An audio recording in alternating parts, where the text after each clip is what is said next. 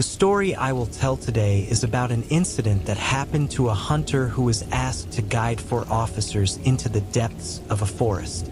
Even though the hunter had warned about the prohibitions that should not be done in the forest, the officers still violated the warnings given. Eventually, the story ended with the hunter unable to bring all the officers back out of the forest. Before we dive into our scary story, we would like to ask everyone to like and subscribe to support us in continuing to bring you more terrifying tales in the future.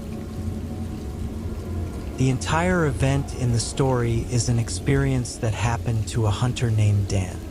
Initially, in the old days for communities living in forested areas, a person would be respected in the village only if they were genuinely skilled and could be relied upon by the villagers. Back then, Dan was still young and not respected by anyone. He spent his days hunting birds and fishing as per the community's way of life until one day, a significant turning point made the young hunter Dan want to become a professional forest hunter fully. The turning point seemed to be due to a certain phenomenon where people in the village gradually died, and the cause of death resembled someone possessed by a spirit. The symptoms of the villagers who died were passed on sequentially. When one person in the village died, it wouldn't be long before another followed, with similar death characteristics. During that period, the villagers did not know how to solve this problem until one day. A hunter heard that a forest spirit was residing in Dan's village and decided to come to help. This hunter was Burmese, and the villagers called him Uncle Mon. At that time, none of the villagers knew what a forest spirit was. With a professional hunter arriving in their village, the young Dan, then an apprentice hunter, became interested and asked to follow the hunter into the forest to learn how he would deal with the spirit. After following Uncle Mon deep into the forest, bringing along the body of the latest villager who had died, they reached a certain point in the forest. Uncle Mon told Dan, "I will show you something. If you don't believe that forest spirits exist, I will show you."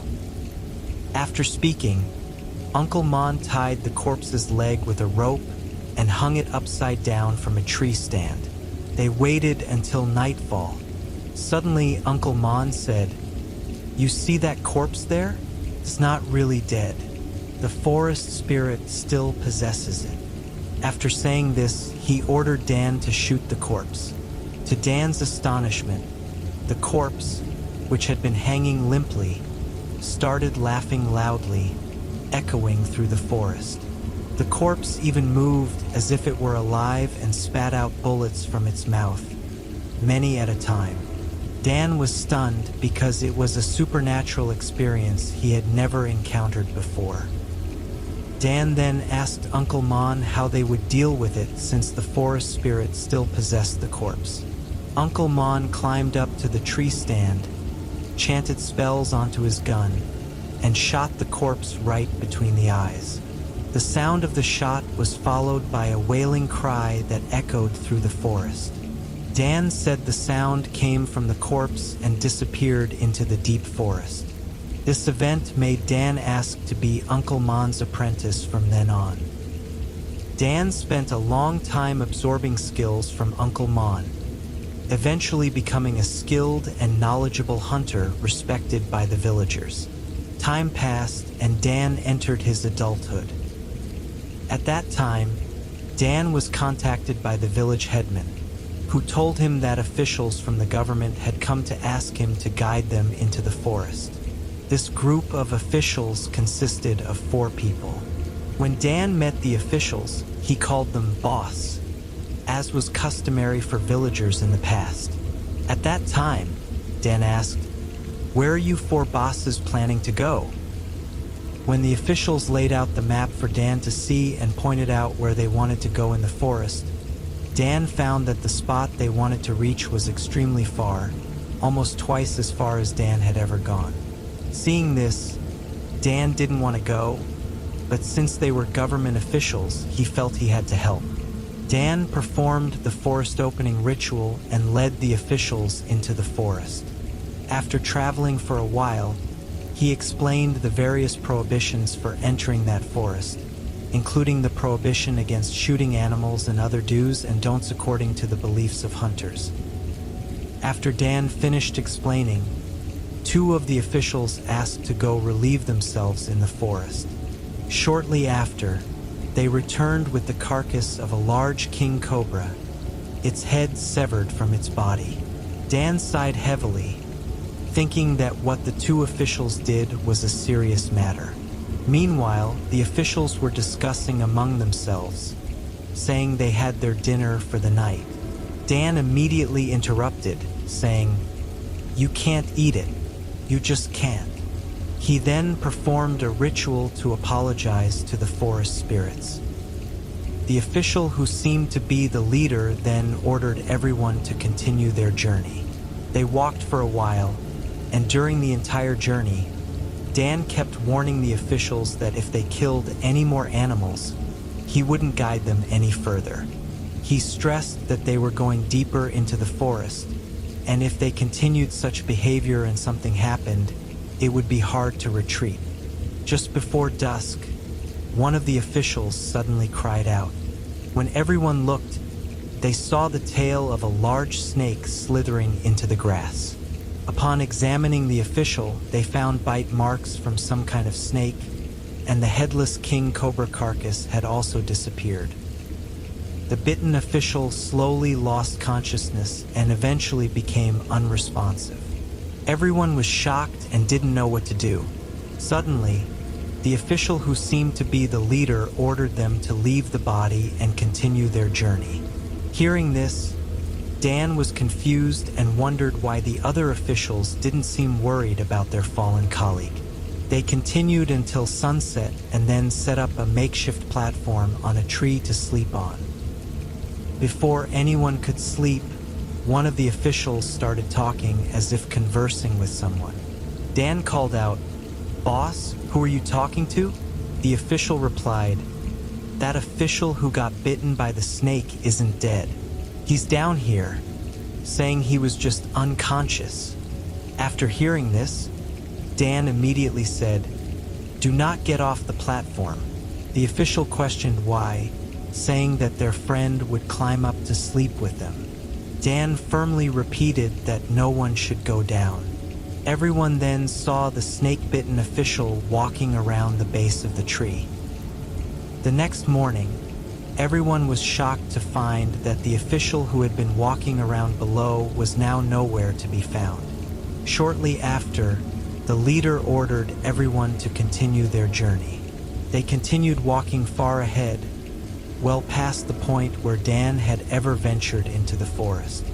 As night fell, they encountered a village in the middle of the forest. In the center of the village stood an ancient stupa.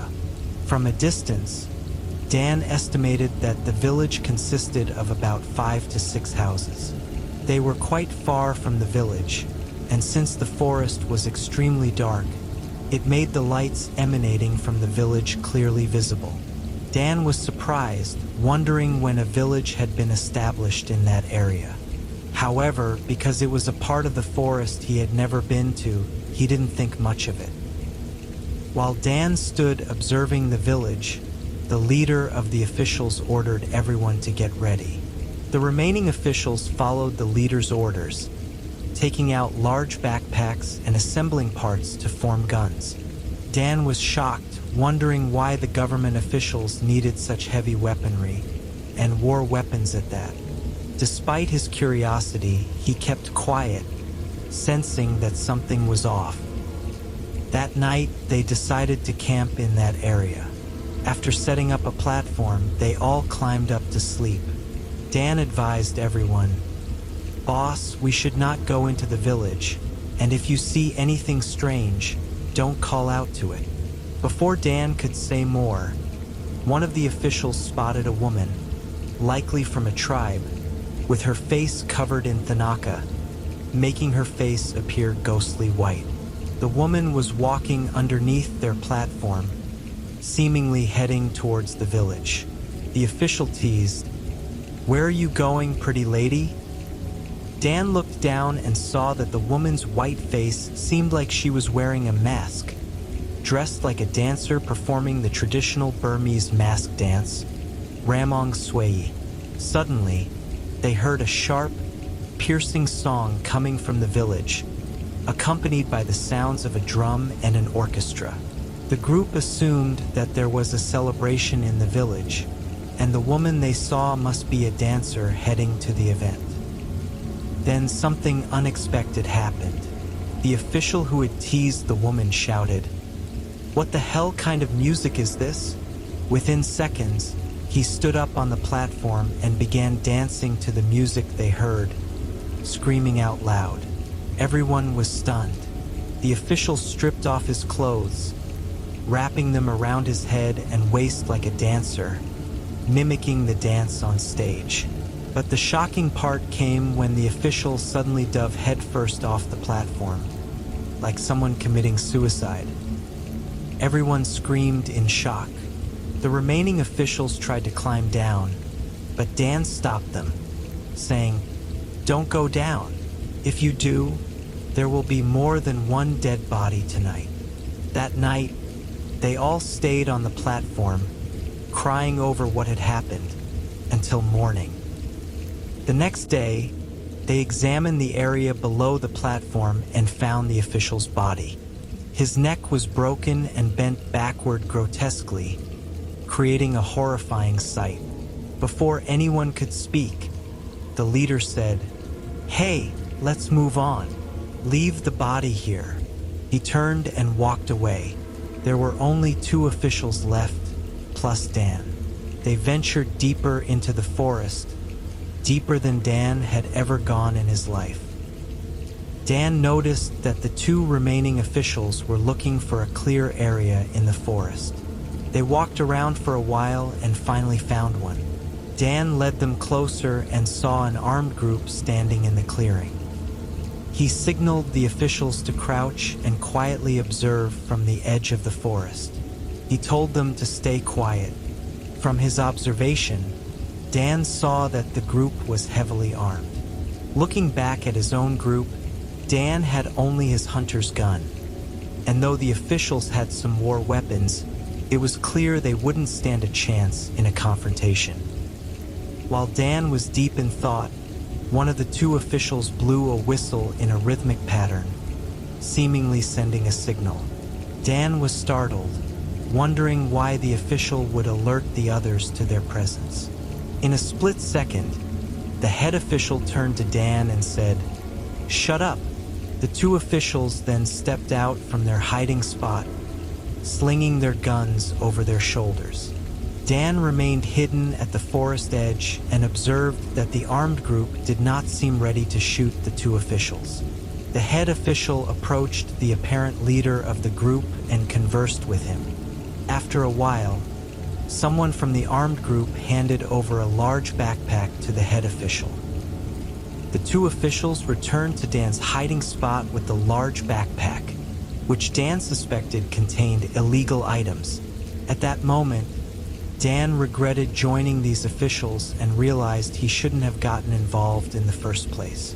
However, he knew he couldn't resist, given his hunter's gun was no match for their war weapons.